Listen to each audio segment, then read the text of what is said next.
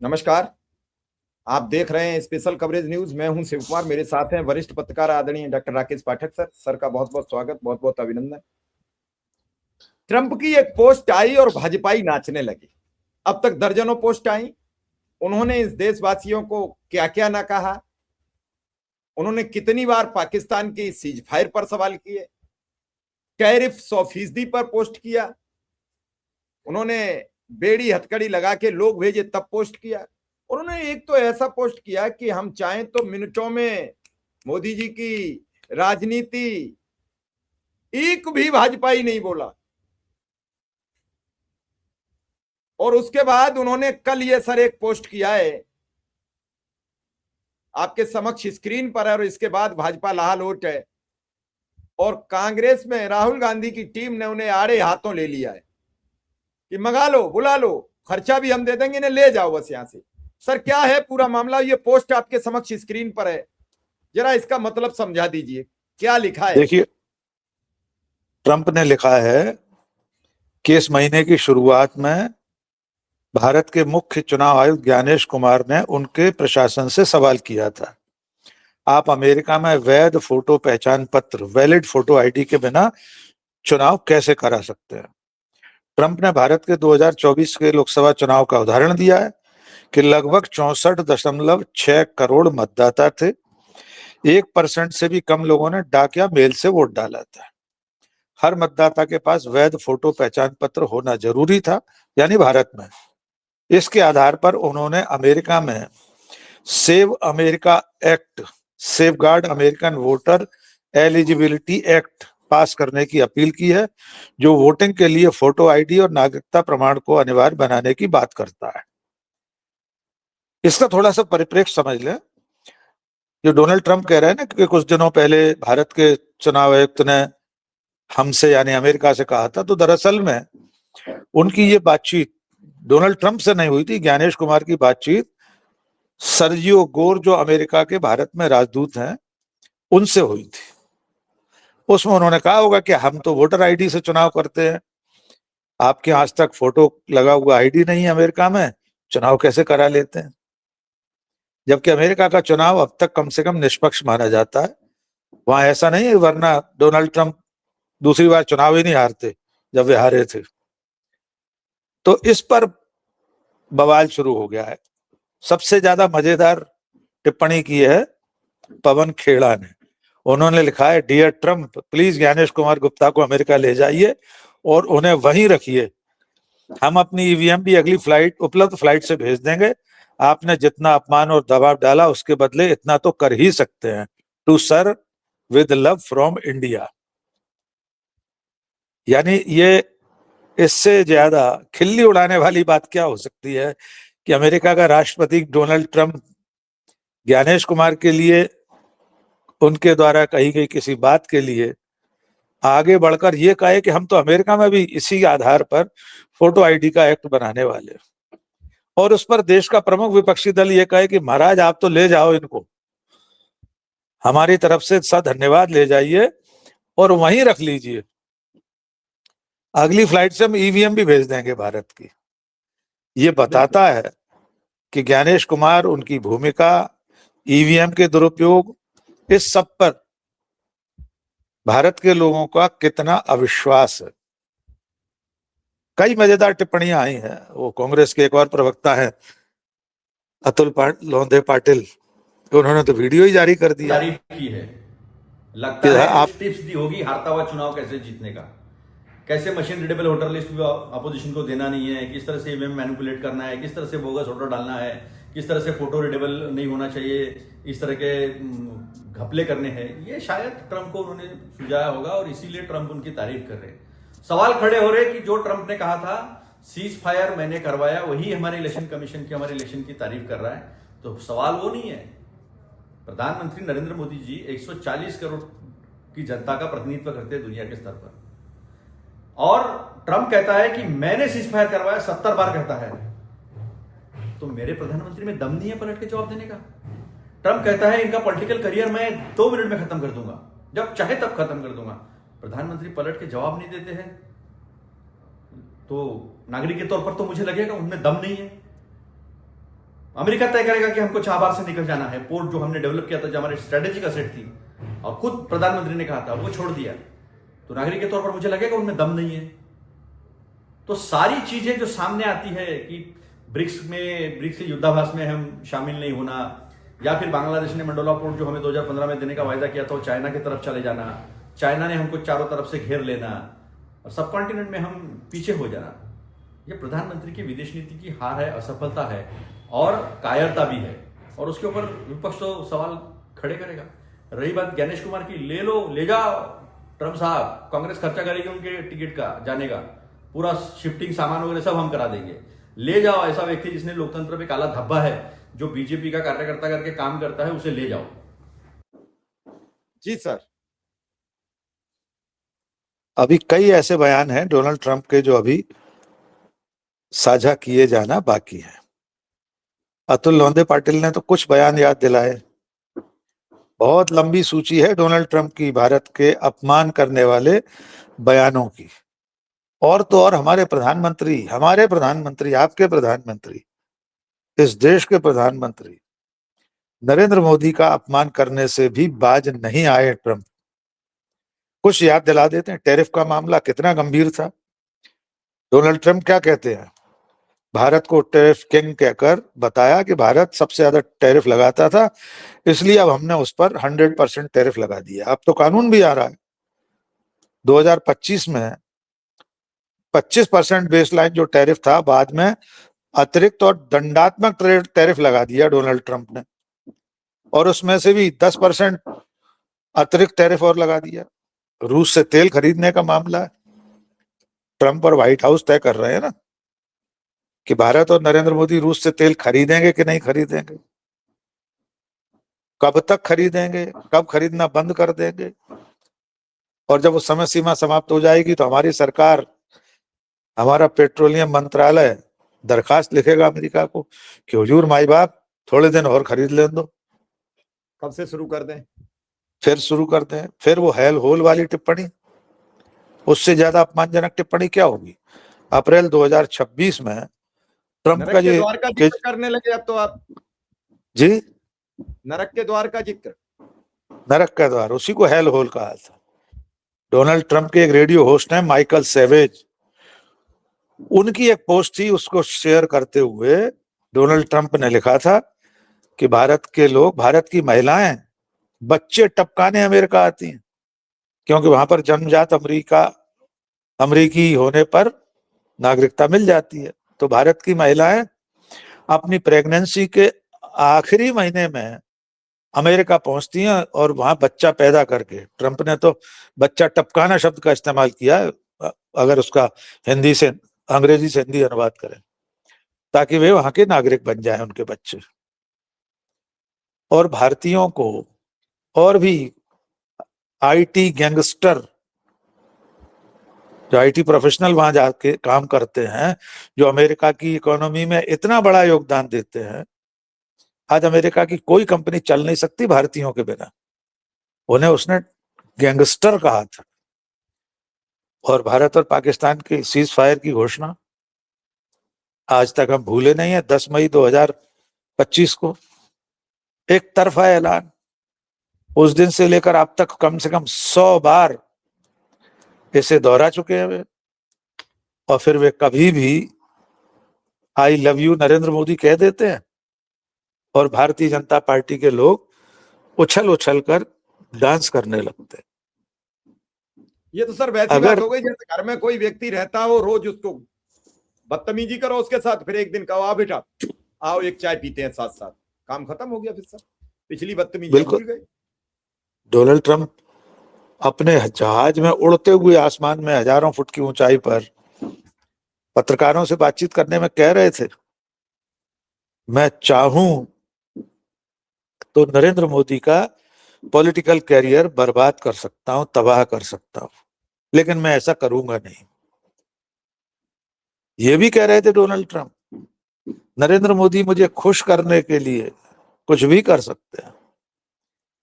Trump ने यह भी कहा था कि नरेंद्र मोदी ने मुझसे कहा, मे आई सी यू सर, क्या मैं आपसे मिल सकता हूं। चिरौरी की थी हमारे प्रधानमंत्री ने, विनती की थी। तब भारतीय जनता उस पार्टी, उसके इतने बड़े बड़े नेता, मंत्री, संतरी, सांसद, विधायक, आईटी सेल, किसी को गुस्सा नहीं आया, किसी की भावनाएं आहत नहीं हुई कि हमारे प्रधानमंत्री और हमारे देश का अपमान कर रहा है डोनाल्ड ट्रंप। एक बयान आप मुझे ढूंढकर दिखा दीजिए, एक भी बयान जिसमें ट्रंप की इस तरह की अभद्र भाषा का, अशालीन टिप्पणियों का बीजेपी के नेताओं ने या भारत सरकार ने कोई जवाब दिया हो, सरकार की तरफ से किसी ने जवाब दिया हो। एक उदाहरण आप नहीं बता सकते। और अब ज्ञानेश कुमार की तारीफ कर दी है, देखा जाए तो तारीफ तो सीधी नहीं की है, ये कहा है कि मैं भी अपने आप आपके जैसा वोटर लिस्ट फोटो आईडी बनाऊंगा, और तारीफ भी फोटो की आईडी है। Sir, photo ID Gyanesh Kumar ने थोड़ा ही बनाई है, फोटो आईडी तो बरसों पहले बन गए हैं। ज्ञानेश कुमार ने नहीं बनाए हैं, बहुत पहले से बन चुके हैं। दूसरी बात, ज्ञानेश कुमार के राज में क्या हुआ है, वो ब्राजील की मॉडल हरियाणा की मतदाता सूची में थी, उसकी फोटो थी। उसने खुद रील बनाकर या इंस्टाग्राम पर पोस्ट लिखकर बताया कि मैं तो कभी भारत ही नहीं गई हूं, मेरी फोटो का इस्तेमाल क्यों कर रहे हैं आप लोग। डोनाल्ड ट्रंप को नहीं पता, सैकड़ों अधिकारी जो चुनाव में ड्यूटी दे रहे थे उनके वोट नहीं थे, और जो थे नहीं उनके वोट थे। एक एक व्यक्ति की 4-4 आईडियां पकड़ी गई हैं इसी सरकार में। इन्हीं ज्ञानेश कुमार की छत्र छाया में देश के नौसेना अध्यक्ष रह चुके एडमिरल अरुण प्रकाश मतदाता सूची से गायब हो जाते हैं। उन्हें नाम अपना दर्ज कराना है पुनरीक्षित सूची में, तो संबंधित अधिकारी उनसे 3-3, 4-4 बार कह रहा है यहां हाजिरी लगाओ आकर। देश की सेना का, नौसेना का मुखिया रहा व्यक्ति नागरिक नहीं माना जा रहा, मतदाता नहीं माना जा रहा, उसे परेशान करने के लिए समन भेजे जा रहे हैं बार बार। ऐसे कितने लोग हैं। ये तो वे नाम है जो सामाजिक रूप से प्रतिष्ठित हैं, बड़े पदों पर रहे हैं। आम जो साधारण नागरिक है, गरीब आदमी जिसके पास वोट देने का अधिकार है, दुनिया का कोई कानून उसे वोट देने के अधिकार से वंचित नहीं कर सकता, आपने उसके नाम काट दिए हैं। ऐसे कितने लोगों के नाम कट गए होंगे। डोनाल्ड ट्रंप को पता है क्या कि बिहार में कितने लोगों के नाम कटे थे, पश्चिम बंगाल में चुनाव कैसे हुआ है। ज्ञानेश कुमार की छत्र छाया में भारत में वोटों की गिनती कब तेज होती है और कब धीमी हो जाती है। डोनाल्ड ट्रंप को पता होगा क्या कि बनारस में 5 राउंड तक नरेंद्र मोदी हार रहे थे, फिर वोटों की गिनती बताना बंद कर दी गई और वे जीत गए। कौन बताएगा डोनाल्ड ट्रंप को कि ज्ञानेश कुमार और उनके निर्वाचन आयोग ने इस लोकतंत्र का अपहरण कर लिया है, डाका डाल दिया है उस पर। चुनाव आचार संहिता का उल्लंघन नरेंद्र मोदी और उनकी पूरी पार्टी हर चुनाव में करते हैं, हर मौके पर करते हैं। ज्ञानेश कुमार कभी नोटिस नहीं देते, कोई सजा नहीं दी कि भाषण देने पर प्रतिबंधित कर दिया हो, कोई रोक टोक लगा दी हो, कभी नहीं। तो जाकर डोनाल्ड ट्रंप के साथ वही करेंगे जो भारत में कर रहे थे। और ये भी तो हो सकता है कि सही में डोनाल्ड ट्रंप को इसी चीज की जरूरत हो। उन्होंने अपने देश में भारत जैसे चुनाव कराने के लिए, भारत जैसे नतीजे हासिल करने के लिए ज्ञानेश कुमार को न्योता दिया हो। न्योता तो उन्होंने नहीं दिया है, सिर्फ ये कहा है कि हम बनाने जा रहे हैं उसी तरह का एक्ट। पर हम तो कह रहे हैं कि अगर नहीं बुलाया तो बुला लीजिए। अगले 2-3 चुनाव, वहां के राष्ट्रीय चुनाव जो हैं, प्रेसिडेंट का चुनाव है, करा लीजिए उनसे। जी सर, क्या इससे जो खुश हो गए भाजपाई और अंधभक्त कूद पड़े कि कितने बढ़िया है चुनाव आयुक्त, इनको लेकर विपक्ष राहुल गांधी, अखिलेश यादव, ममता बनर्जी रोज रोना रोते हैं, विपक्ष सत्ताधारी दल ये कह रहा है। बताइए, अमेरिका तक तारीफ हो रही है। वही सत्ताधारी दल ये नहीं कह रहा कि अमेरिका पूछ रहा था कि आप हमारी बिना परमिशन के तेल नहीं खरीद सकते हो, हमने 1 महीने की परमिशन। तब ये कहां चले जाते हैं। वही अमेरिका के डर से हम ईरान के सर्वोच्च नेता के लिए हम श्रद्धांजलि नहीं देते हैं, बाद में आज फिर तक नहीं दे पाए। हम उनके जनाजे में शामिल होने के लिए एक राज्यपाल और एक केंद्रीय मंत्री को भेजते हैं। तो ये कई सवाल हैं जो सर जनता पूछना चाहती है कि आप एक और एक दो तो करते नहीं, आपके मंत्री भी गिनती पूरी नहीं लिख पाते, वो 1 2 3 4 नहीं लिख पाते, 1 2 4 लिख देते हैं। आप 6 और 2 8 बताते हो, हमारे तो कहीं गणित में भी नहीं लिखा, कोई गणित का ऐसा सूत्र भी नहीं है। फिर भी आप अपनी बात प्राथमिकता पर रखते हो कि जो आपके फेवर में लिख दे भले ही वो आपका दुश्मन हो, और आपके डिसफेवर में आपका ही कोई लिख दे। अब सर जल्दी चर्चा है, नरोत्तम मिश्रा को भी कुछ पुरस्कार मिलने जा रहा है, और भी कई लोग हैं जिन्हें बीजेपी में पुरस्कार मिलेगा। बीजेपी में अभी आपने देख लिया अमित मालवीय मंत्री बन जाएंगे सर सितंबर के लास्ट महीने में। हम तो कह रहे हैं उन्हें सूचना प्रसारण मंत्रालय और दे दिया जाए, ताकि हम जैसे भी कुछ रहे बच्चे लोग हैं इनका भी कायाकल्प हो जाए, इनका भी काम खत्म हो। काम का आपको 20 मिनट परेशान करते हैं, हम भी परेशान होते हैं, फिर लोगों की बात उठाते हैं। इन सारी बातों से क्या बेखबर है इस देश की जनता कि ये तभी क्यों आता है जब मोदी पर संकट होता है, तभी क्यों ट्रंप ऐसा ट्वीट करते हैं। मैं मुद्दे पे आ गया हूं सर कि जब जब देश की सरकार संकट में आती है तब तब वो एक अच्छा सा पोस्ट कर देते हैं और उस पर लाहलोट हो जाती है मीडिया। और इसी पर बात होगी आज, इस पर बात नहीं होगी कि राहुल गांधी की रैली होनी थी, पहले देहरादून रोकी गई, फिर इलाहाबाद रोकी गई, उससे पहले कोटा में प्रशासनिक तरीके से रोकी गई, और अब धारा 144 लगाकर कोई भी सभा न करने की अनुमति। शायद परमिशन निरस्त होती कोई दूसरे स्कूल की दे देता तो झंझट ही खत्म कर दो कि धारा 144 लगा दो, बात खत्म। अगले 14 दिनों तक पुणे में 5 और 5 से अधिक लोग इकट्ठा नहीं हो सकेंगे। राहुल गांधी की सभा कब है? 22 अगस्त को, यानी आज से चौथे दिन। 14 दिनों के लिए वहां पर ये निषेधाज्ञा लगा दी गई। 5 और 5 से ज्यादा तो लड़के लड़कियां आजकल सीसीडी में कॉफी पीने खड़े हो जाते हैं बाहर रोड पर। चाय के जो ठेले गुमटियां लग रही हैं, चाय कापी, चाय लीला, कहीं भी जाकर खड़े हो जाते हैं। तो अब उन 5 लड़के लड़कियों को भी खड़े होने की इजाजत नहीं होगी। जाहिर है राहुल गांधी की सभा को रोकने के लिए यह कदम उठाया गया है। हम लोग कई बार चर्चा कर चुके हैं, राहुल गांधी के हर कदम को जितना रोकने की कोशिश सरकार करेगी उतना ही उल्टा पड़ेगा। बात हम आज मुख्य हमारा विषय है डोनाल्ड ट्रंप का ट्वीट और भारत का रवैया। भारत ने अभी अभी क्या किया ईरान और अमेरिका के युद्ध में? हम युद्ध शुरू होने से पहले इजराइल चले गए, हम यानी हमारे प्रधानमंत्री गले में एक तमगा लटका के आ गए।